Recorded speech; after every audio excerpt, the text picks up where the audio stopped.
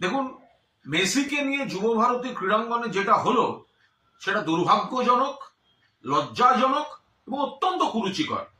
কিছু লোকের হ্যাংলামির জন্য এরকম একটা লজ্জাজনক পরিস্থিতি কলকাতার উপর হলো।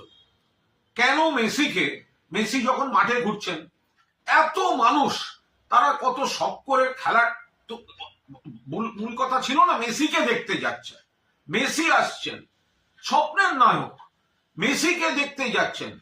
তো মাঠের মধ্যে যখন মেসি ঘুরছেন, তো বাকিরা মেসিকে একটু সামলে শুধু শুধু তার নিজস্ব দেহরক্ষী দিয়ে একটু ভিড় থেকে আগে মানুষের দিকে তাকিয়ে হাত নাড়তেন। তারা যারা এই এত দামি টিকিট কেটে দেখতে এসছেন, তারা দু চোখ ভরে দেখতেন।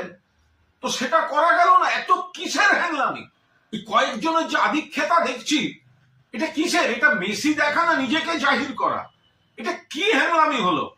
ফলে দূরে যারা বসলেন, যারা গ্যালারিতে টাকা দিয়ে গেছেন, ওই ভিড়ের মধ্যে দেখতে পাচ্ছেন না। কোনো পরিকল্পনার মা বাবা নেই। এই আয়োজক এটা হচ্ছে নাকি? শুধু টাকা, শুধু ব্যবসা। আর যে ক্রীড়া প্রেমীরা এখানে গেলেন, পুরো যুবভারতী ভরিয়ে, অনেক বড় ডার্বিতেও এত লোক হয় না। সে মানুষগুলো কিন্তু সকালে গেছে শুধুমাত্র মেসিকে দেখবে বলে।